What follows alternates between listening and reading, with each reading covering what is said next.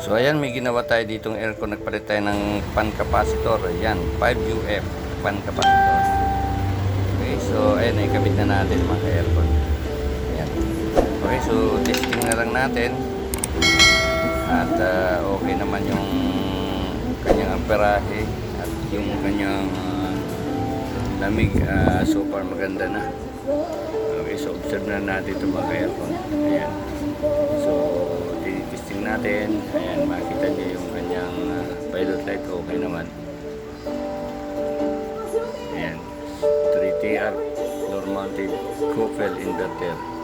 Yan yung ating pinalitan ng fan capacitor. Okay, ayan, testing natin. So malamig na. Then i-close na natin ito. Check monitor na lang tayo sa unit condition niya. Then ayan, maayos yung andar. So ayan, na-close na natin. Then check monitor tayo sa outdoor. Okay naman. Yung outdoor niya medyo may kataasan lang mga ka-aircon. So dito lang yan sa Nick Aircon TV. See you next project mga ka-aircon. Okay.